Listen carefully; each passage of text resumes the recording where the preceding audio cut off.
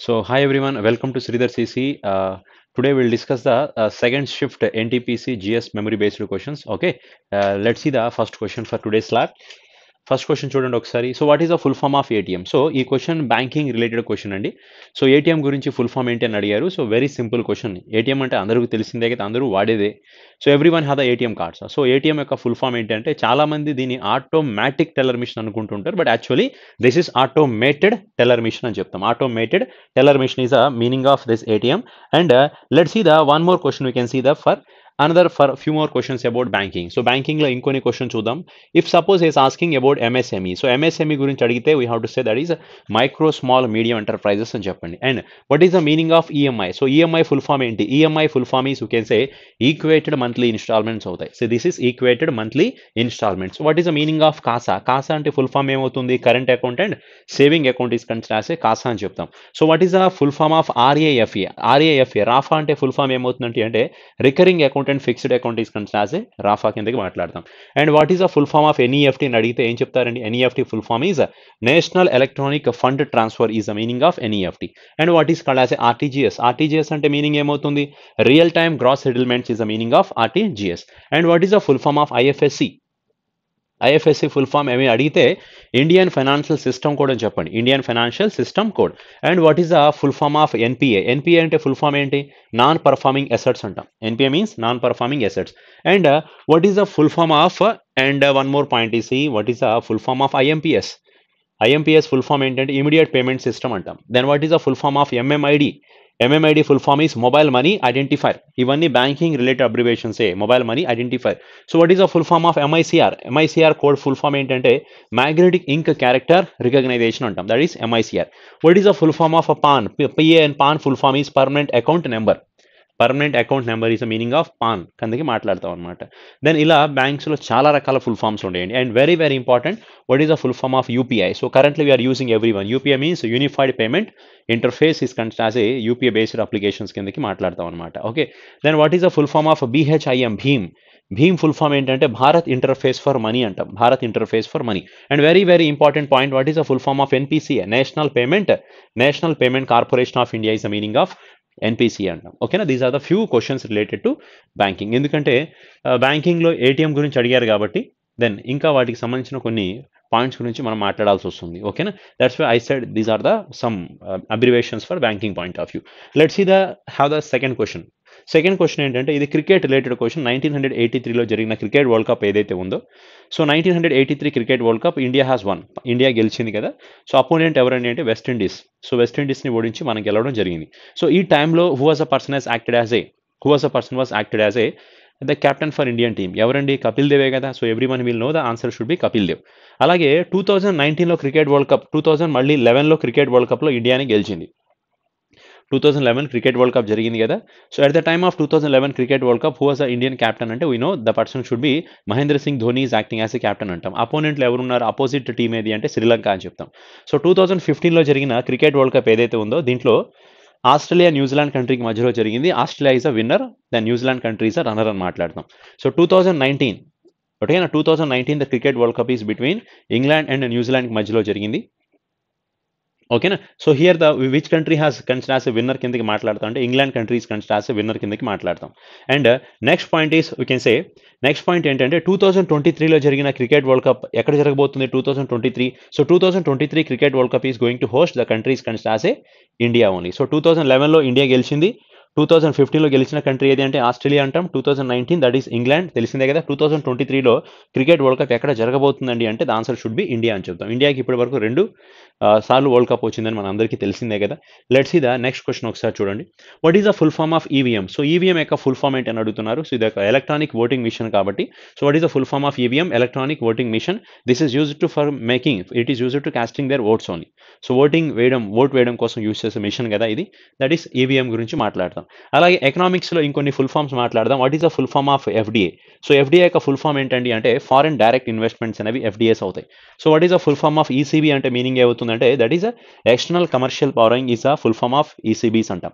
What is the meaning of PPP? PPP అంటే that is called as a public private పార్ట్నర్షిప్ని మనం PPP కిందకి మాట్లాడతాం. What is the meaning of CAD? CAD means ఏంటంటే current account deficit అని పిలుస్తాం, లేదా క్యాపిటల్ అకౌంట్ డెఫిసిట్ అని కూడా పిలవచ్చు అనమాట. What is the meaning of CAS? Capital account surplus అనొచ్చు, లేదా కరెంట్ అకౌంట్ సర్ప్లస్ అని కూడా మాట్లాడవచ్చు అనమాట. Then what is the full form of QFI? Qualified foreign investors. That is the meaning of QFI. FPA meaning is you can say foreign portfolio investment. It is a qualified foreign investment. This is foreign portfolio investments. Okay na? So these are the few full forms regarding the banking and చెప్పొచ్చు. Then let's see the another few more questions. See, ఇంకో question చూద్దాం. So who won the Nobel peace prize in 2014? 2014 సంవత్సరంలో Nobel peace prize ఎవరికి వచ్చింది? So 2014 who won the Nobel peace prize? We know the person should be Kailash Satyarthi, Indian persons, and Malala Yousafzai from Pakistan. వీళ్ళిద్దరికి they both person has making some contributions, that's why especially for the peace. Malala Yousafzai has promoting the women education, that's why she got Nobel Peace Prize. This person is as Kailash Satyarthi is there.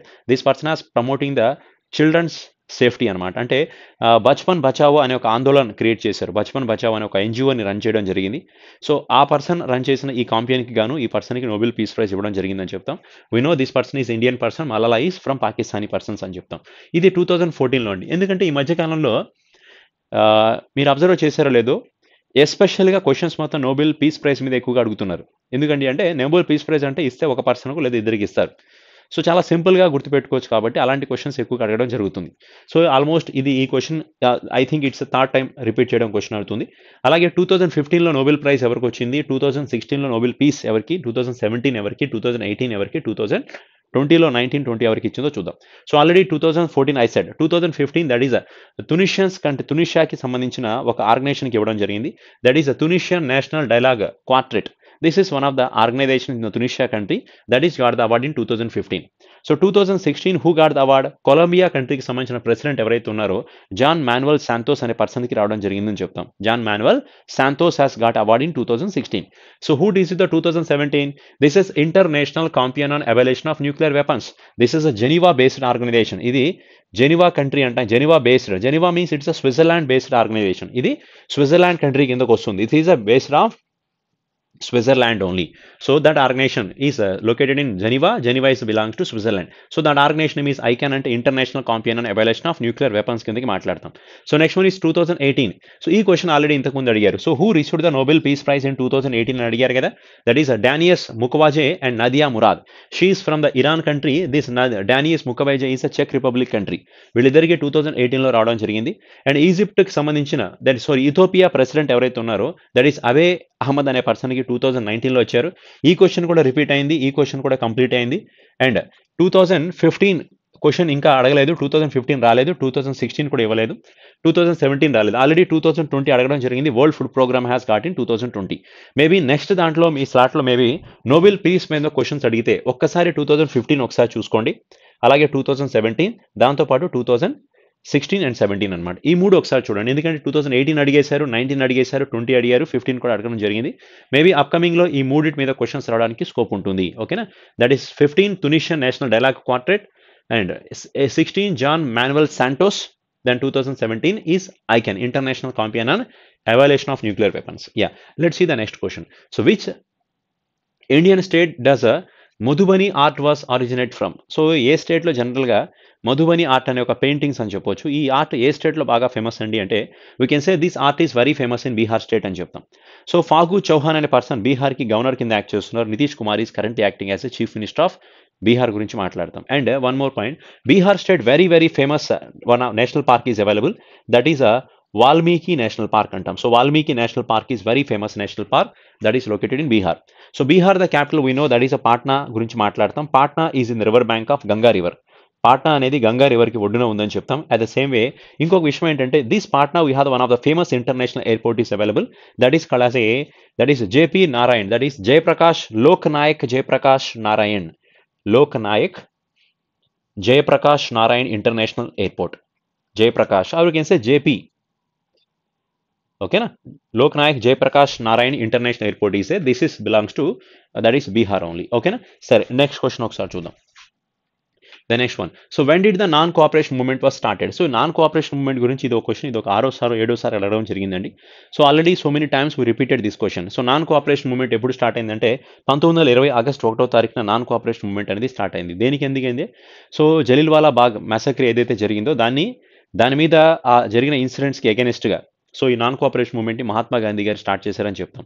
So non cooperation movement నలువైపులా జరిగిందండి. Almost 4 ఫేజుల్లో non cooperation movement జరగడం జరిగేది. Second phase అనేది విజయవాడలో జరిగిందని కూడా మాట్లాడాం. So ఈ నాన్ కోఆపరేషన్ మూవ్మెంట్ జలియన్వాలా బాగ్ మసక్రీ ఏదైతే జరిగిందో, ఓకేనా, 1919లో జరిగిన ఇన్సిడెంట్ ఏదైతే జరిగిందో దాన్ని కంట్రోల్, సో దాని మీద ఎగెనిస్ట్గా, సో దానికి ఫైట్గా ఈ మూవ్మెంట్ అనేది నాన్ కోఆపరేషన్ మూవ్మెంట్ స్టార్ట్ చేశారని మాట్లాడుకుంటాం అనమాట. సో ఎప్పుడు జరిగిందంటే 1920 స్టార్ట్ చేసిన పర్సన్ మహాత్మా గాంధీ గారి గురించి చెప్తాం. ఓకేనా. సరే ఏదైతే ఈ జలియన్వాలా బాగ్ మసక్రీ దేనికి జరిగిందండి అంటే రౌలత్ యాక్ట్ ఎగెనిస్ట్గా ఒక మీటింగ్ కండక్ట్ చేయడం జరిగింది. సో జనరల్ డయర్ అనే పర్సన్ అక్కడికి వచ్చి అక్కడ ఉన్న పర్సన్స్ మొత్తాన్ని షూట్ చేసి చంపడం జరిగింది. సో అది జలియన్వాలా బాగ్ మసక్రీ అంటాం. ఓకే, 1919లో జరిగింది కదా. సో రౌలత్ యాక్ట్ అనేది దేనికోసం అండి అంటే ఈ Rowlatt act means first world war complete అయిపోయిన తర్వాత సో రౌలత్ యాక్ట్ను ఇంప్లిమెంట్ చేయడం జరిగింది. సో ఈ యాక్ట్ ప్రకారం ఏంటంటే సో ఎవరినైనా కానీ రీజన్ లేకుండా 2 సంవత్సరాల పాటు జైల్లో వేయించిన ఒక కాన్స్టిట్యూంట్ ఉందన్నమాట. దానికోసం జలియన్వాలా బాగ్ మ్యాసక్రీ అనే ప్లేస్లో సో కొంతమంది కలిసి ఒక మీటింగ్ కండక్ట్ చేయడం జరిగింది ఆ రౌలత్ యాక్ట్ని కంట్రోల్ చేయడం కోసం. సో ఆ ఇన్సిడెంట్లో ఈ ఇన్సిడెంట్ జరిగింది. Then lot of people has died. So మరి దానికి అగెనిస్ట్గా ఈ నాన్ కోఆపరేషన్ మూవ్మెంట్ని మహాత్మా గాంధీ గారు స్టార్ట్ చేశారని చెప్తాం. సో ద నెక్స్ట్ క్వశ్చన్ చూద్దాం. Let's see the next question. So ఏదైతే ఈ జలియన్వాలా బాగ్ ఇన్సిడెంట్ ఏదైతే జరిగిందో దాని గురించి బ్రిటన్ కంట్రీ ఒక కమిషన్ వేయడం జరిగింది. దాన్ని హంటర్ కమిషన్ అంటాం. సో హంటర్ కమిషన్ జనరల్ డయర్ది, జనరల్ ఓడయర్ది ఎటువంటి తప్పు లేదని చెప్పి డిక్లేర్ చేయడం జరిగింది. సో దాన్ని మహాత్మా గాంధీ గారు వైట్ వాష్ కమిషన్ కింద డిక్లేర్ చేయడం కూడా జరిగిందని చెప్తాం అనమాట. ఓకేనా. Then let's see the next point. So where was the Special Olympic Games was held in 2019? యాక్చువల్గా సో స్పెషల్ ఒలింపిక్ గేమ్స్ వేరండి. స్పెషల్ ఒలింపిక్ గేమ్స్ వేరు, జనరల్గా మనం జరిగే సమ్మర్ ఒలింపిక్స్, వింటర్ ఒలింపిక్స్ అనేవి వేరవుతాయి. సో ఈ స్పెషల్ ఒలింపిక్స్ గేమ్స్ ఏవైతే ఉన్నాయో అది 2019లో ఎక్కడ జరిగాయని అడిగారు. The answer should be that is Abu Dhabi అంటాం. సో ఈ స్పెషల్ ఒలింపిక్ గేమ్స్ అనేవి 1968లో స్టార్ట్ చేశారు. అంటే 1968లో స్పెషల్ సమ్మర్ ఒలింపిక్స్ని స్టార్ట్ చేయడం జరిగిందంటాం. సమ్మర్ ఒలింపిక్స్ ఇది ఎక్కడ జరిగిందండి అంటే చికాగోలో జరిగాయి. చికాగో అనే ప్లేస్ ఎక్కడ ఉంది అంటే we can say that is in USA. తర్వాత 1977లో తర్వాత వింటర్ స్పెషల్ గేమ్స్ని వింటర్ స్పెషల్ ఒలింపిక్స్ని స్టార్ట్ చేయడం జరిగింది. That is 1977. ఇది కూడా యూఎస్ఏలోనే జరిగాయని చెప్తాం. సో దాని తర్వాత ప్రతి 2 సంవత్సరాలకు ఒకసారి సమ్మర్ ఒలింపిక్స్ని, ప్రతి 2 సంవత్సరాలకు ఒకసారి వింటర్ ఒలింపిక్స్ జరుగుతున్నాయి అనమాట. అంటే ఎవ్రీ 2 years ఒకసారి ఒక 2 సంవత్సరాలు వింటర్ ఒలింపిక్స్ జరిగితే తర్వాత స్పెషల్ సమ్మర్ ఒలింపిక్స్ జరుగుతాయి. మళ్ళీ వింటర్ సమ్మర్ ఒలింపిక్స్ తర్వాత మళ్ళీ అలా ఆల్టర్నేటివ్గా ప్రతి 2 years ఒకసారి కండక్ట్ చేస్తూ వస్తారనమాట. ఇప్పుడు 2019 recently happened. This is a summer అని చెప్పొచ్చు. This is happened in Abu Dhabi. So తర్వాత 2021లో జరగాల్సి ఉంది కదా. సో కానీ 2022లో జరుగుతున్నాయండి ఈసారి. 2022 అని చెప్పొచ్చు. సో 2022 ఓకేనా. యాక్చువల్గా 2019లో జరిగినాయి కదా. 2019 తర్వాత 2021లో జరగాలి. But due to corona virus it was post phone for 2022 అనొచ్చు. సో 2022లో జరగబోతున్నాయి. దిస్ ఈస్ రష్యా కంట్రీలో హోల్డ్ చేయబోతున్నారని మాట్లాడుకుంటాం తర్వాత అనమాట. So next it is going to happen in Russia గురించి మాట్లాడుకుంటాం. ఓకేనా. So this is considers A special summer Olympics గురించి మాట్లాడదాం. అలాగే మరి జనరల్గా మనకి ఒలింపిక్స్ అయితే ఎప్పుడు మనకి సమ్మర్ ఒలింపిక్స్ జరుగుతున్నాయి కదా. 2021లో ఒలింపిక్స్ ఎక్కడ జరగబోతున్నాయండి అంటే the answer should be Tokyo. So ఇది సమ్మర్ ఒలింపిక్స్ అంటాం. 2024లో మళ్ళీ 2024 that is a Paris they are going to happen. ప్యారిస్లో జరగబోతున్నాయి. And we can say that is 2028లో ఆల్రెడీ మనకి డిక్లరేషన్ వచ్చింది. దట్ ఈస్ లాస్ ఏంజల్స్ అంటాం. So Los Angeles is a place belongs to USA గురించి మాట్లాడతాం. ఇవన్నీ సమ్మర్ ఒలింపిక్స్ అవుతాయి.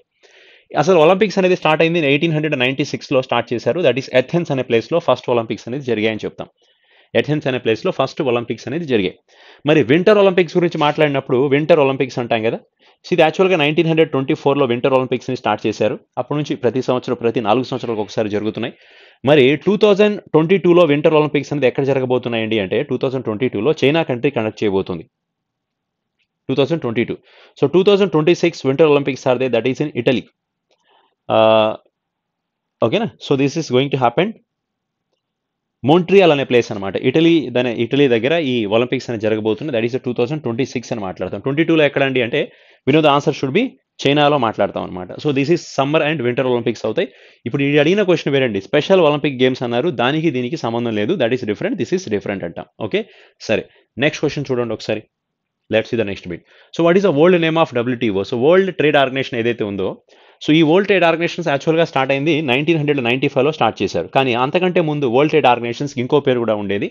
దాని పేరు ఏంటంటే the general agreement on tariff and trade అంటాం. General agreement on tariff and trade. This is the original name of this world trade organisation. So this general agreement on tariff and trade was started in 1947లో start చేశారండి. ఎప్పుడు 1947 సంవత్సరంలో దీన్ని start చేశారు. So this main purpose ఏంటంటే to promote the trade. So international ట్రేడ్ని promote చేయడం. At the same it is avoiding the trade barriers between the different countries. So trade డిస్ప్యూట్స్ని కానీ ట్రేడ్ బ్యారియర్స్ని కానీ కంప్లీట్గా కంట్రోల్ చేస్తూ ఉంటుంది. అలాగే దేశాలకి ట్రేడింగ్ పరంగా సపోర్ట్ చేస్తుందని చెప్పొచ్చు. సో 1995లో దీని పేరుని కంప్లీట్గా వరల్డ్ ట్రేడ్ ఆర్గనైజేషన్స్ కిందకి మార్చడం జరిగింది. So this now currently the world trade organization will have the 164 membership countries are they. So these world trade organizations we know that head office is belongs to Geneva అని చెప్తాం. జెనీవాలో దీనికి head quarters ఉందని చెప్తాం. So 164th country ఏదండి అంటే that is Afghanistan country is considered as a 164th country of world trade ఆర్గనైజేషన్స్గా మాట్లాడుకుంటాం అనమాట. ఓకేనా, let's see the next bit. So where is in which state the Simplipal National Park was located? So Simplipal National Park అనేది ఎక్కడ ఉందండి అంటే the answer should be that is Odisha స్టేట్లో అని చెప్తాం. అలాగే ఒడిస్సా స్టేట్లో భితర్కనికా అనే నేషనల్ పార్క్ కూడా ఉంది. Bhitarkanika. So we know Bhitarkanika national park is also belongs to Odisha స్టేటే చెప్తాం. చూడండి, సింప్లిపాల్ వేరు, సరిస్కా వేరు. సరిస్కా నేషనల్ పార్క్ అనేది ఎక్కడ ఉంది? Sariska. So Sariska national park is belongs to we can say that is Rajasthan state అంటాం. అలాగే కియో లడియో నేషనల్ పార్క్ అని చూసారా, ఇది కూడా రాజస్థాన్ స్టేట్లోనే ఉందని చెప్తాం. భరత్పూర్ బార్డ్ సెంచరీ ఇంకొక పేరు కియో లడియో అంటాం. భరత్పూర్ బార్డ్ సెంచరీ అన్న కియో లడియో నేషనల్ పార్క్ అన్న ఒకటే. ఈ రెండు రాజస్థాన్ స్టేట్లో ఉన్నాయని చెప్తామండి. And Rawat Bhat mount Abu wild life sanctuary అనేది కూడా రాజస్థాన్ స్టేట్లో ఉందని చెప్తాం. Rawat Bhat nuclear power plant ఉందండి. ఇది రాజస్థాన్ స్టేట్లో ఉన్న ఒక న్యూక్లియర్ పవర్ ప్లాంట్ అని మాట్లాడతాం. దెన్ అలాగే రాణా ప్రతాప్ సాగర్ డ్యామ్ అనేది ఎక్కడ ఉంది? Rana Pratap. So this Rana Pratap Sagar dam is also built on Rajasthan state on Chambal river only. ఇది చంబల్ రివర్ మీద ఉన్న డ్యామ్ అని చెప్తాం. ఎక్కడండి? రాజస్థాన్ స్టేట్లో ఉంది. సో ఇక్కడ అడిగింది ఒడిస్సా స్టేట్ కాబట్టి Rajasthan Rana Pratap dam, Chambal river, Rajasthan state అంటాం. అలాగే కోటా బ్యారేజ్ అని ఒక డ్యామ్ కూడా ఉంది. This is also on Chambal river, Rajasthan state. అవును, now we have the Odisha state is there. Odisha state we have the famous dam that is called as Hirakud dam అంటాం కదా. సో ఇండియాస్ లార్జెస్ట్ డ్యామ్ అండి Hirakud. So this dam is on built on which river అంటే we can say the answer should be Mahanadi river. This is in Odisha state గురించే మాట్లాడుకుంటాం అనమాట. We know Odisha state we have the Puri Jagannatha Swami temple is there. Sun Konark temple is also available.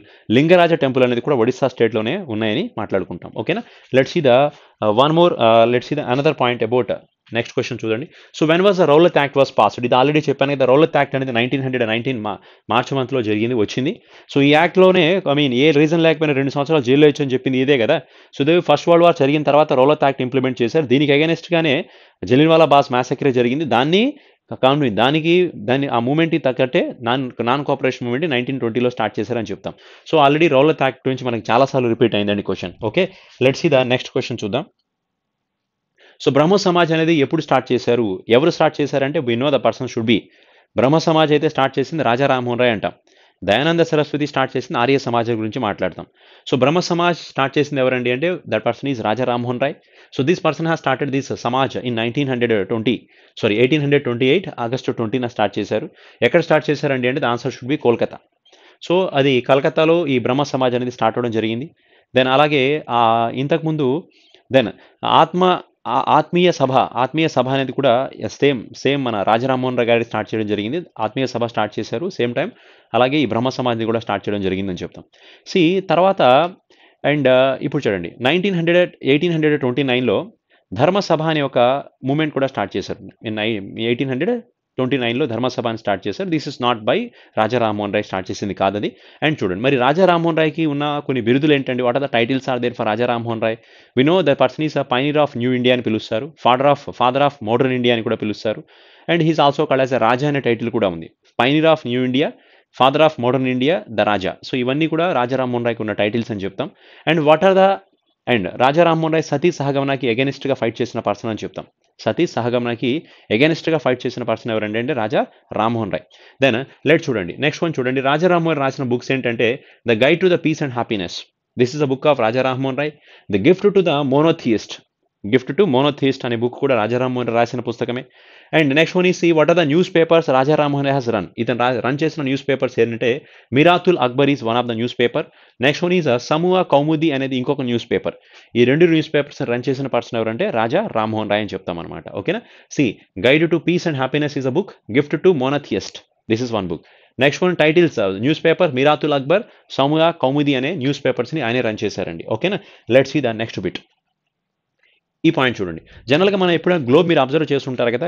Globe మీరు observe చేసినప్పుడు కొంత అది ఒక సైడ్కి బెండ్ అయి ఉంటుంది. జస్ట్ మొత్తం స్ట్రైట్గా ఉండదు కదా గ్లోబ్ అనేది. సో ఇలా ఒక యాక్సెస్ అనేది ఇలా రొటేట్ అయి ఉంటుంది. ఓకేనా. మరి ఇది గ్రావిటేషనల్ ఫోర్స్ కారణంగా ఉండడం వల్ల just this is bending somewhat directions. సరే ఎంత డిగ్రీస్ అలా వంగి ఉంటుందండి అంటే we can say the answer should be 23.5 degrees of range అని మాట్లాడతాం. See so I mean what degrees does the earth rotate on its axis. ఏ డిగ్రీస్లో అది ఎర్త్ యాక్సెస్ చుట్టూ తిరుగుతుందండి అంటే జస్ట్ ఒక బెండ్ అయ్యి యాక్సెస్ చుట్టూ తిరుగుతూ జరుగుతుంది. దట్ ఈస్ 23.5 degrees ఆఫ్ అని మాట్లాడుకుంటాం. సో ఈ క్వశ్చన్ దిస్ ఇస్ ఇప్పుడు వరకు ఈ క్వశ్చన్ అడగలేదు. This is the first time. So కాబట్టి జాగ్రత్తగా పెట్టుకోండి. Then it is very important point అవుతుంది. సో ఎర్త్ అనేది ఎంత యాక్సెస్లో రొటేట్ అవుతుందండి అంటే 23.5 degrees యాక్సెస్లో రొటేట్ అవుతుందని చెప్పొచ్చు అనమాట. దెన్ నెక్స్ట్ వన్ ఈస్ మన ఇండియన్ స్టాండర్డ్ టైం ఎంత అండి అంటే 82.5 degrees అనేవి 82.5 degrees is there our Indian standard time. ఇది అలహాబాద్ నుంచి పాస్ అవుతుందని మాట్లాడతాం. సో లాటిట్యూడ్స్ అండ్ లాంగిట్యూడ్స్ అనే కాన్సెప్ట్ మనకి చాలా ఇంపార్టెంట్ టాపిక్ అవుతుంది. So latitudes are there. So by using latitudes we can ఈజీగా మనం లొకేషన్స్ని టైమింగ్ని ఐడెంటిఫై చేయొచ్చు. లాటిట్యూడ్స్ లాంగిట్యూడ్ని యూస్ చేసి లొకేషన్ ప్లస్ ఎగ్జాక్ట్ టైం అనేది మనం కనుక్కోవచ్చు కాబట్టి యూస్ చేస్తాం. సో మన ఇండియన్ స్టాండర్డ్ టైం అనేది 82.5 degrees. సో 82.5 అని మాట్లాడతాం అనమాట. Then next point is where the Jhansi Rani was died. Jhansi Rani ఎక్కడ చనిపోయారని అడుగుతున్నారు. She is died in Gwalior. గ్వాలియర్లో చనిపోయారు. Actual the original name of Jhansi Rani is name is కళాజే మణికర్ణిక అనేది ఝాన్సీ రాణికి అసలు పేరు అవుతుంది. సో దెన్ గంగాధర్ అనే పర్సన్ని మ్యారేజ్ చేసుకున్నారు Jhansi Rani. These got the son that person name is Damodar. Damodar అనేది దత్తపుత్రుడు అని మాట్లాడుకుందాం. దామోదర్ అనే పర్సన్ మాట్లాడతాం. దెన్ ఫైనల్గా ఈ తాంతే తోపే అనే పర్సన్ ఇతనికి ఆస్థానంలో ఉన్న ఒక పర్సన్ అండి. ఇతను సపోర్ట్ తీసుకొని ఓకేనా. అలాగే ఆఫ్ఘన్ పఠాన్ చక్క సపోర్ట్ తీసుకొని ఝాన్సీ రాణి గ్వాలియర్ని ఆక్యుపై చేయడం జరుగుతుంది. సో ఫైనల్గా గ్వాలియర్ దగ్గరే ఈ పర్సన్ ఝాన్సీ రాణి చనిపోవడం జరుగుతుంది. ఈవెన్ ఎవరూ చంపలేదండి, తనే చనిపోతుంది అనమాట. సో ఓకేనా. దెన్ ఆఫ్టర్ గుర్రం పేరు ఏంటండి అంటే Badal. Badal is a horse name of Jhansi Rani Lakshmibai. ఓకేనా. సో ఇది 1857 రివోల్ట్ మూవ్మెంట్ అనేది చాలా ఇండియాలోని అన్ని ప్లేసెస్లో జరిగింది. సో అలాగే యూపీలో ఉన్న ప్లేస్ ఏదైతే ఉందో అక్కడ ఓకేనా ఝాన్సీ రాణి సంబంధించిన గ్వాలియర్ అనేది ఇప్పుడు మధ్యప్రదేశ్ కిందకు వస్తుందండి. సో ఆ టైంలో అక్కడ కూడా మనకి ఈ మూవ్మెంట్ అనేది జరిగిందని చెప్పొచ్చు అనమాట. So UP state and related to Madhya Pradesh గురించి మాట్లాడుకుంటాం. Okay. Then let's see the next question. Next question చూడండి.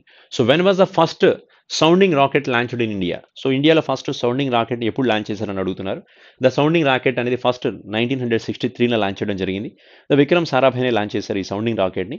Actual the name of this sounding rocket November 21, 1963 the sounding rocket was launched. The name of this rocket is called as a Nike Apache.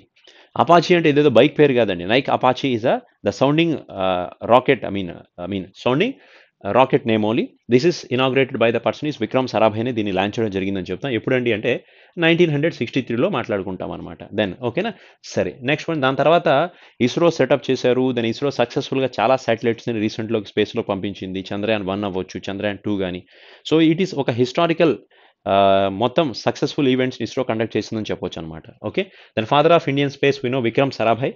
The ISRO headquarters ఎక్కడుందంటే we know that is in బెంగళూరులో ISRO head office ఉందని చెప్తాం. మరి Vikram Sarabhai space centre ఎక్కడుందంటే తిరువనంతపురంలో ఉందని మాట్లాడతాం. తిరువనంతపురం అని చెప్తాం. ఓకేనా. దీని నైక్ అపాచీ అనేది కూడా ఎక్కడి నుంచి లాంచ్ చేశారంటే తంబి అనే ప్లేస్ అండి. తొంబి అనే ప్లేస్ ఎక్కడంటే తిరువనంతపురంలో చూసారు. అక్కడ నుంచి లాంచ్ అయింది తప్ప ఇదేదో శ్రీహరికోట నుంచి ఇనాగ్రేట్ చేసింది అయితే కాదనమాట. సరే నెక్స్ట్ క్వశ్చన్ చూడండి. Who among following is an element. So కింద వాటిలో ఏది ఎలిమెంట్ అని అడుగుతున్నారు. జనరల్గా graphite, alumina, silica and brass. జనరల్గా చూడండి ఇక్కడ గ్రాఫైట్ అనేది మాత్రం ఎలిమెంట్ కిందకి కౌంట్ చేస్తాం. సో ఎందుకంటే గ్రాఫైట్ని మాత్రం ఎలిమెంట్ అంటామండి అంటే ఇక్కడ ఒక రీజన్ ఉందండి. సో ఏంటది అంటే ఇక్కడ ఈ అల్యూమినియా అనేది ఏదైతే ఉందో ఇది ఒక కెమికల్ కాంపోనెంట్ అంతే. So this is one of the chemical component అవుతుంది. సో యాక్చువల్గా అండ్ అల్యూమినియం ఆక్సైడ్ ఉంటుంది. అల్యూమినియం ఆక్సైడ్ అనేది ఉంటుంది. దెన్ సిలికాన్ డయాక్సైడ్ అనేది ఉంటుంది. సో కాబట్టి ఇది అల్యూమినియం ఆక్సైడ్, ఇది సిలికాన్ డయాక్సైడ్ గురించి మాట్లాడతాం. కాబట్టి ఈ రెండు కూడా కెమికల్ కాంపోనెంట్స్ అవుతాయి. బ్రాస్ అనేది ఏమవుతుందంటే brass is one of the alloy. ఇది కాపర్ అండ్ జింక్ కలిస్తే కాపర్ జింక్ కాంబినేషన్ ఏదైతే ఉంటుందో ఆ రెండు కలిస్తే ఒక ఎల్ఐగా మారుస్తుంది. ఆ ఎల్ఐనే బ్రాస్ కిందకి మాట్లాడతాం. కాబట్టి it's a combination of two elements. ఇదైతే ఏకంగా కెమికల్ కాంపోనెంట్స్ ఉన్నాయి ఇక్కడ. సో కాబట్టి ఇక్కడ మాట్లాడేది గ్రాఫైట్ గురించి, ఒక్కదాని గురించి మాట్లాడతాం. So graphite is consider as a one of the element అని మాట్లాడతాం అనమాట. Okay, let's see the next question. So what type of energy is used when the stream turns as a turbine only. So జనరల్గా stream అనేది turbine ఏదైతే మారుతుందో ఎలక్ట్రిసిటీని generate చేస్తాం కదా. సో స్ట్రీమ్ టర్బైన్స్ ఏదైతే యూజ్ చేస్తామో అక్కడ ఎనర్జీ అనేది ఏ విధంగా యూజ్ అవుతుందండి అంటే, జనరల్లీ స్ట్రీమ్ టర్బైన్స్ ఏదైతే రొటేట్ అవుతాయో ఇవన్నీ కూడా మెకానికల్ ఎనర్జీని ఎలక్ట్రికల్ ఎనర్జీ కిందకి కన్వర్ట్ చేస్తూ ఉంటాయని చెప్పొచ్చు. సో ఫస్ట్ థర్మల్ ఎనర్జీ అనేది కైనెటిక్ ఎనర్జీగా మారుతుంది. కైనెటిక్ ఎనర్జీ కాస్త మెకానికల్ ఎనర్జీ కాస్త ఎలక్ట్రికల్ ఎనర్జీగా మారుతుందని చెప్పొచ్చు. మరి విండ్ టర్బైన్స్ ఏవైతే ఉంటాయో అక్కడ మీకు డైరెక్ట్గా మెకానికల్ ఎనర్జీ అనేది దెన్ ఎలక్ట్రికల్ ఎనర్జీ కిందకి మారుస్తాం. కానీ ఇక్కడైతే థర్మల్ ఎనర్జీ ఫస్ట్ టర్బైన్స్ అనేది స్ట్రీమ్ నుంచి రావాలి కాబట్టి థర్మల్ ఎనర్జీ కాస్త దెన్ కైనెటిక్ కాస్త మెకానికల్గా మారి మెకానికల్ ఎనర్జీ అనేది ఎలక్ట్రికల్ ఎనర్జీ కిందకి కన్వర్ట్ అవుతాయని చెప్తాం అనమాట. So the answer should B electrical energy, but conversion is from the mechanical energy అని చెప్తాం. ఓకేనా? సరే, నెక్స్ట్ క్వశ్చన్ ఒకసారి చూడండి. Next one. So how to the plants transport the water from the roots to leaves only. So చెట్లు మొదట ground లెవెల్లో water ఏదైతే ఉంటుందో చూసారా, వాటర్ లెవెల్ ఉంటుంది చూసారా గ్రౌండ్లో. సో ఈ చెట్లు వేళ్ళు ఏవైతే ఉంటాయో, చెట్టుకి సంబంధించిన వేళ్ళు ఏవైతే ఉన్నాయో అవి చెట్టుకి సంబంధించి ఏ విధంగా చెట్టుకి వాటర్ని ట్రాన్స్పోర్టేషన్ చేస్తాయండి అంటే, ఈ ప్రాసెస్ ఏదైతే లాగుతాయో చూసారా వాటర్ని, సో ఈ ప్రాసెస్ని మనం ఏమని పిలుస్తామండి అంటే that is consider as a transpiration అని పిలుస్తాం. Transpiration means the roots are absorbing the water, it will send the water to leaves. So ఆకులకి పంపించడం జరుగుతుంది.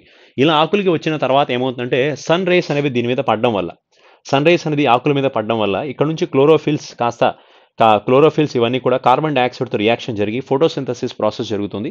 ఫోటోసింథసిస్ ప్రాసెస్ వల్ల చెట్లు తన ఆహారాన్ని తనే ప్రొడ్యూస్ చేసుకుంటాయి. Behalf of that one it is releasing oxygen. They are taking carbon dioxide, releasing oxygen. So oxygen వల్ల మనం బతుకుతున్నాం చెప్తాం. That process is photosynthesis process అంటాం. వాటర్ని తీసుకుని అబ్జర్వ్ చేసే ప్రాసెస్ని ట్రాన్స్పిరేషన్ ప్రాసెస్ గురించి మాట్లాడతాం అనమాట. Okay, let's see the next point. So between the which stations did the India's first train run. ఇండియాలో ఏ రైల్వే స్టేషన్స్ మధ్యలో ఫస్ట్ ట్రైన్ అనేది రన్ అయిందని చెప్తున్నామంటే, already we know this point. This is between the Mumbai to Thane. So Thane నుంచి ముంబైకి first train అనేది run చేసామని చెప్తాం. ఎక్కడ నుంచి? బాంబే నుంచి థానేకి అని చెప్తాం. బాంబేలో ఎక్కడ నుంచి అండి అంటే బోరీబందర్ అనే ప్లేస్ నుంచి థానేకి రీచ్ చేశారు. ఎప్పుడండి? 1853 అని చెప్తాం. సో ఆంధ్రప్రదేశ్లో ఫస్ట్ ట్రైన్ సర్వీస్ స్టార్ట్ అయింది ఎక్కడ అంటే రేణిగుంట నుంచి పుత్తూరు టు రేణిగుంట. ఇది ఆంధ్రాలో స్టార్ట్ అయిన ఫస్ట్ ట్రైన్ సర్వీసెస్ అని చెప్తాం.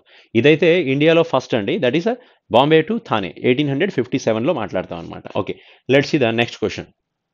Railway Minister currently, we can say the current Railway Minister of India is that person is Piyush Goyal. Yes, the next point is currently the recent budget the government of India is giving almost 1.10 lakhs crores for the railways only.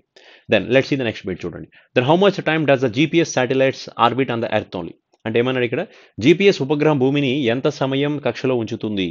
So ఈ GPS satellite ఏదైతే ఉందో ఎర్త్ని ఎంత time పాటు ఈ ఏమంటే ఆర్బిట్లో ఉంచుతుందండి అంటే that is GPS అంటే global positioning satellite systems అంటాం కదా, గ్లోబల్ పొజిషనింగ్ సిస్టమ్. సో ఇది ఎంతసేపు ఉంచుతుంది అంటే ఆల్మోస్ట్ 12 అవర్స్ అండి, అంటే ఒక 2 minutes తక్కువ. 11 hours 58 minutes is answer only. So for the 11 hours 58 minutes of a time this will keep the earth in particular orbit by the GPS technologies only. So the answer should be 11 hours 58 minutes గురించి మాట్లాడతాం. Let's see the next bit. Okay, so which state has highest productivity of sugar cane. So sugar Kane ఎక్కువగా produce చేస్తున్న రాష్ట్రం ఏది అంటే we know the answer should B Uttar Pradesh. UP state అనేది sugar cane ఎక్కువగా produce చేస్తుందని చెప్తాం. మరి రైస్ని ఎక్కువగా ప్రొడ్యూస్ చేసే స్టేట్ ఏది? We know the answer should be West Bengal. వీటిని ఎక్కువగా ప్రొడ్యూస్ చేసే state again Uttar Pradesh state. Rice ఓకేనా, West Bengal, wheat is Uttar Pradesh, sugarcane is also Uttar Pradesh state. దాని తర్వాత మనకి మళ్ళీ ఇంకా కొన్ని క్రాప్స్ ఉన్నాయి. టీ అంటే మనకి గుర్తొచ్చేది అస్సాం స్టేట్ గుర్తొస్తుంది. కాఫీ అంటే కర్ణాటక అంటాం. దెన్ దిస్ వన్ విసేసి దట్ ఈస్ రబ్బర్ అనేది ఎక్కువగా మనకు ప్రొడ్యూస్ అయ్యేది కేరళ స్టేట్లో గురించి మాట్లాడతాం. పల్సెస్ అంటే మధ్యప్రదేశ్ స్టేట్ గురించి గుర్తొస్తుంది. దట్ ఈస్ గ్రౌండ్ నట్స్ అన్న, కాటన్ అన్న ఇవి ఎక్కువగా గుజరాత్ స్టేట్లో ప్రొడ్యూస్ అవుతాయి. Silk is Karnataka state. ఇవన్నీ ఇంతకుముందు క్లాస్లో మనం చెప్పుకున్నవేనండి. ఓకేనా, let's see the next bit ఒకసారి చూసుకుందాం. Next bit easy. So which is the next space mission of ISRO. ISRO యొక్క నెక్స్ట్ స్పేస్ మిషన్ ఏంటి? ఇస్రో యొక్క next space mission Gaganyaan project అండి. 2021లో by the end of 2021 the ISRO has sending the 3 astronauts into the space only. ఒక ముగ్గురు ఆస్ట్రోనట్స్ని ఈ year ending లేదా next year ఫస్ట్లో ముగ్గురు ఆస్ట్రోనట్స్ని స్పేస్లోకి పంపించాలని ఇస్రో డిసైడ్ చేసిందని చెప్తాం. ఓకేనా. మన ఇండియాలో నుంచి ఫస్ట్ పర్సన్ ఇండియా స్పేస్లోకి వెళ్ళిన పర్సన్ ఎవరండి అంటే వినేద person name is Rakesh Sharma. So 1984లో వెళ్ళారు. తర్వాత కల్పనా చావ్లా ఫస్ట్ ఫీమేల్ 1997లో వెళ్ళడం జరిగింది. దెన్ వరల్డ్లో ఫస్ట్ ఎవరండి అంటే యూరి గగారిన్ 1961లో వెళ్ళారు. వాలెంటీనా తెరిష్కోవా అనే పర్సన్ 1964లో రష్యన్ ఆస్ట్రోనట్స్ వీళ్ళందరూ స్పేస్లోకి వెళ్ళారని చెప్తాం.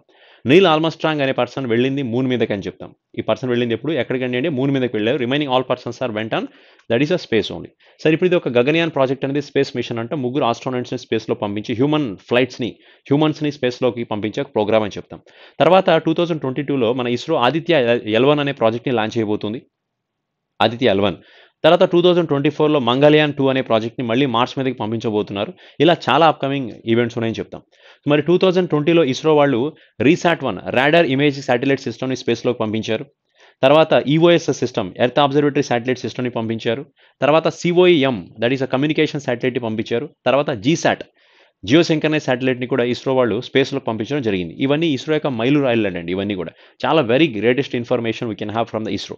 సో కాబట్టి upcoming project of ISRO should be that is Gaganyaan project అని మాట్లాడుకోవచ్చు అనమాట.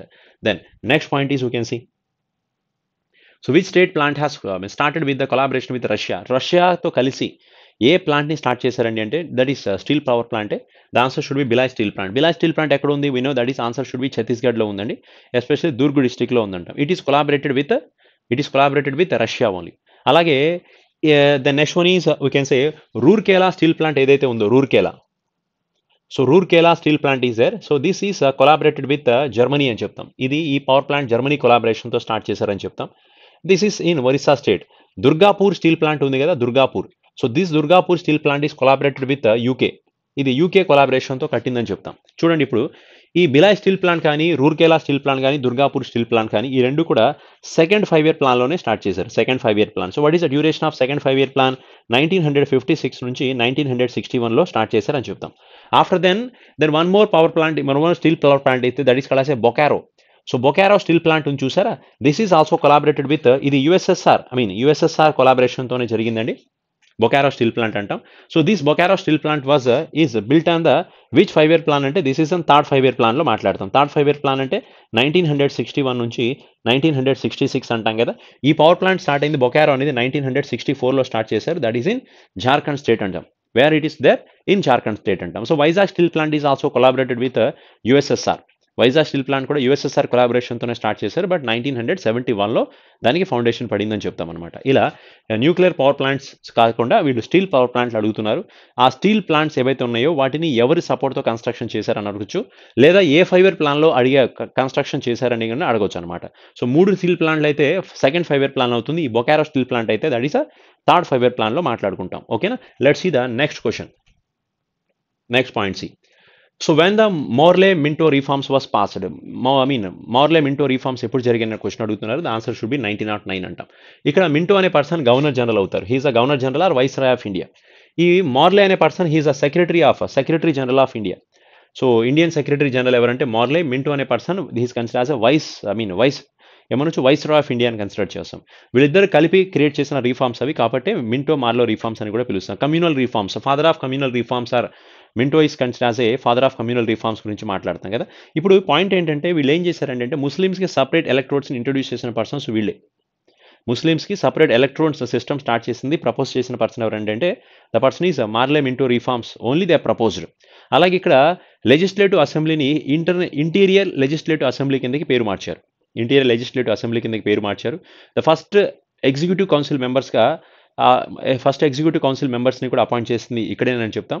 దెన్ సత్యేంద్ర ప్రసాద్ సిన్హా అనే పర్సన్ని ఫస్ట్ ఒక ఎగ్జిక్యూటివ్ కౌన్సిల్ మెంబర్కి అపాయింట్ చేసుకున్నది కూడా ఇక్కడే మాట్లాడతాం అనమాట. సో ఈ Morley-Minto రీఫార్మ్స్ అనేది చాలా ఇంపార్టెంట్ రీఫార్మ్స్ అని చెప్తాం. ఇది స్టార్ట్ అయింది ఎప్పుడండి అంటే we can say the answer should be 1909లో స్టార్ట్ చేశారని చెప్తాం అనమాట. Okay, let's see the next point ఒకసారి చూద్దాం.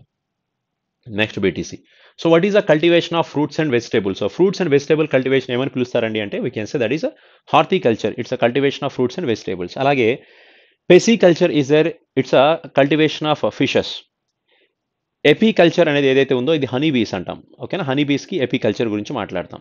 ఎవికల్చర్ అనేది బర్డ్స్ గురించి మాట్లాడతాం. సో బర్డ్స్ గురించి మాట్లాడేది ఏమవుతుంది? బర్డ్స్ గురించి చెప్తే ఎవికల్చర్ అవుతుంది. ఏవిఐ ఎవికల్చర్. మరి ఎపికల్చర్ దేని గురించి అండి అంటే ఏపీఐ. ఎపికల్చర్ దేనికండి అంటే ఇది హనీస్ బీసి హనీస్ దాని గురించి మాట్లాడతాం. బీస్ గురించి అనమాట. పిసికల్చర్ దేనికండి అంటే we can say that is a fish ప్రొడక్షన్ని ఫిసికల్చర్ గురించి మాట్లాడతాం. ఇది ఆల్రెడీ ఇంతకుముందు ఒకసారి చాలాసార్లు మాట్లాడాను. వెర్మీ కల్చర్ గురించి చెప్పాను. దెన్ వెటికల్చర్ దేని గురించి చెప్పండి? వెటికల్చర్ వెటి అనొచ్చు, వెని అనొచ్చు. దిస్ ఈస్ అ గ్రేప్స్ ప్రొడక్షన్ని దీని గురించి మాట్లాడతాం. వెర్మీ ప్రొడక్షన్ ఏదైతే ఉందో వెర్మీ విఈఆర్ఎంఐ వెర్మీ ప్రొడక్షన్ దేనికండి అంటే it is cultivation not a production. Vermi culture is for the earthworm production. Vermi cultivation గురించి మాట్లాడతాం. So already previous we already seen this type of sericulture is for the silk production. తెలిసిందే కదా. Let's see the next bit. Next one చూడండి. How many number of variance electrons does phosphorus have? ఫాస్ఫరస్లో ఎన్ని electrons valence electrons ఉంటాయండి అంటే we can say the answer should be there is a 5 మాట్లాడుకోవచ్చు. యాక్చువల్గా this is phosphorus can have the, so ఇలా మాట్లాడతాం అనమాట. దట్ ఈస్ ఓకేనా. This is a general chemical formula అని చెప్పొచ్చు. 3s² 3p³ అంటే జనరల్ మీనింగ్ ఏంటంటే 2 ఎలక్ట్రాన్స్ ఇన్ 3 సబ్షెల్స్, 3 ఎలక్ట్రాన్స్ అండ్ 3 పీస్ సబ్షెల్స్ అని చెప్తాం. అంటేనా 2 electrons in 3 s shells and 3 electrons in 3 p shells. ఓకేనా. ఇక్కడ ఈ రెండు మాట్లాడుకొని చెప్పాలి. సో టోటల్ ఈ రెండు కలిపితే ఎంత అవుతుందంటే ద ఆన్సర్ షుడ్ వచ్చి 5. సో కాబట్టి ఫాస్ఫరస్లో ఎన్ని వేరియన్స్ ఎలక్ట్రాన్స్ ఉంటాయండి అంటే ఆన్సర్ వచ్చి 5 అవుతుంది. ఎలా దీన్ని చదవాలి? 2 ఎలక్ట్రాన్స్ ఆఫ్ 3 s షెల్స్ అనాలి, 3 ఎలక్ట్రాన్స్ ఆఫ్ 3 p షెల్స్ అని చెప్తాం అన్నమాట. మొత్తం కలిపితే ఎన్ని అండి అంటే the answer should be that is 5 కిందకి మాట్లాడతాం. Yes. Next point is you can say so on which mission Kalpana Chawla was died? ఏ మిషన్లో కల్పనా చావ్లా గారు చనిపోయారండి అంటే సో కల్పనా చావ్లా STV 107 అనే మిసైల్ ఏదైతే 2003లో స్పేస్లో పంపించామో ఆ స్పేస్ నుంచి రిటర్న్ అవుతున్నప్పుడు అది ఇది మిషన్ పేరండి. కొలంబియా అనేది ఆ స్పేస్ షటిల్ పేరు అనమాట. స్పేస్ క్రాఫ్ట్ పేరు ఏంటంటే దట్ ఈస్ కొలంబియా. సో ఈ మిసైల్ నుంచి తిరిగి కిందకు వస్తున్నప్పుడు 2003 ఫిబ్రవరి 1వ తారీఖున ఇది బ్లాస్ట్ జరిగి ఆల్మోస్ట్ కల్పనా చావ్లాతో కలిపి మొత్తం 7 చనిపోవడం జరిగిందనమాట. So Kalpana Chawla is of Indian person has died in the same type of accident. ఇది 2003లో ఫిబ్రవరి 1వ తారీఖున జరిగిన ఇన్సిడెంట్ అని చెప్తామన్నమాట. She is the first female has from the India has went to the space. Clear కదా. ఆల్రెడీ మిగతా పర్సన్స్ గురించి ఇందాక చెప్పుకున్నాం. Okay. Then let's see the next one. So gateway of India was built on the memory of whose arrival? So ఇది gateway of India అంటాం. So this is a gateway of India. So gateway of India వేరు, then is so Indian gate వేరు. Indian gate is in Delhi. So gateway of India this is in Mumbai only. So ఈ memorial ఎవరికి గుర్తుగా కట్టారండి అంటే this is built on 1911 అని మాట్లాడుకోవచ్చు. So in the 1911 from the Britishers నుంచి ఇద్దరు ఇండియాకి రావడం జరిగింది. ఎవరండి అంటే George V and his wife queen marry. So వీళ్ళిద్దరూ ఇండియాకి వచ్చిన దానికి గుర్తుగా అక్కడ ఏదైతే ఉందో ముంబైలో గేట్వే ఆఫ్ ఇండియాని కన్స్ట్రక్షన్ చేయడం జరిగిందని చెప్తాం అనమాట. లార్డ్ డల్హౌసీ అనే పర్సన్ ఆ రోజు గవర్నర్ జనరల్గా యాక్ట్ చేస్తున్నారని చెప్తాం. 1911 who was the governor general. We know the person should be lord Dalhousie. ఆ టైంలోనే జార్జ్ V క్వీన్ మేరీ వీళ్ళు ఇండియాకి వచ్చారని గుర్తుగా వాళ్ళ కోసం కట్టించిందని చెప్పొచ్చు అనమాట. So that is gateway of India. Next point is oxidation అంటే మీనింగ్ ఏంటి? Reduction and oxidation. So oxidation meaning is that is loss of electrons అని చెప్తాం. ఎడిషన్ ఆఫ్ ఆక్సిజన్ అని కూడా చెప్పుకోవచ్చు. ఆక్సిజన్ యాడ్ అవ్వడం కానీ ఒక ఎలక్ట్రాన్ పోవడం కానీ మాట్లాడుతుంది అనమాట. That is oxidation. రిడక్షన్ అంటే మీనింగ్ ఏంటంటే that is addition of electron అంటాం, లేదా రిమూవింగ్ ఆఫ్ ఆక్సిజన్ అని కూడా చెప్పుకోవచ్చు అనమాట. సో దీన్ని ఏమంటాం అంటే ఆక్సిడేషన్ ప్రాసెస్ అని చెప్తాం. ఇది ఒక కెమిస్ట్రీ రిలేటెడ్ కదా.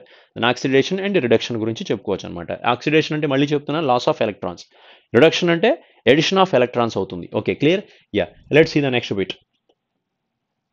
Next bit should be see in which year the government of India has implemented IRDP program. So IRDP, that is Industrial Rural Development Program anta, sorry, Integrated Rural Development Program. ఇది ఎప్పుడు start చేశారండి అంటే this is started in 1980.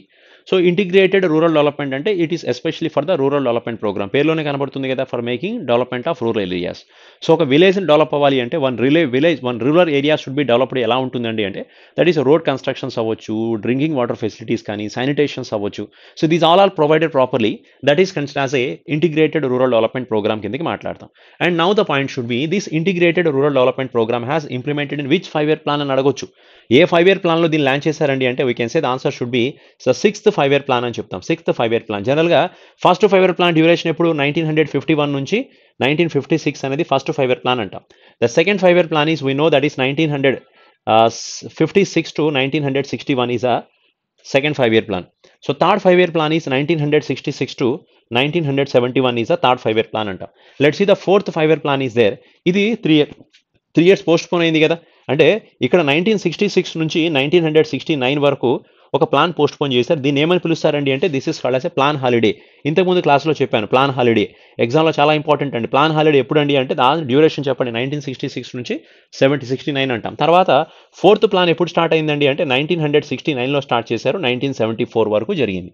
The fifth plan ఎప్పుడు అంటే ఒక year ఎర్లీగా close అయింది. 1974 to 1978 it self only.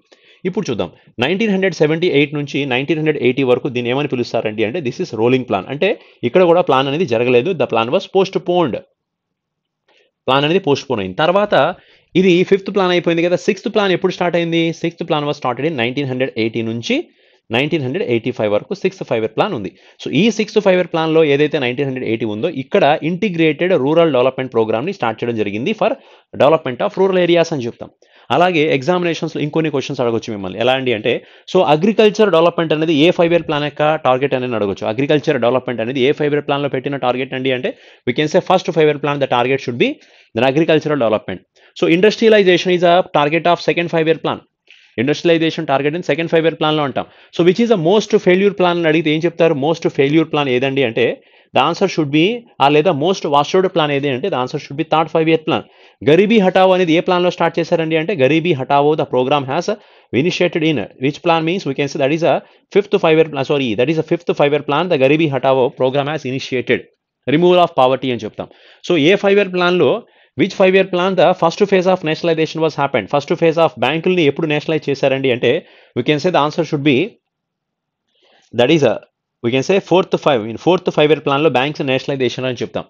Second అలాగే that is one more point is see the fourth 5-year plan duration ఎప్పుడు అంటే 1964 నుంచి 69 నుంచి 74 వరకు కదా.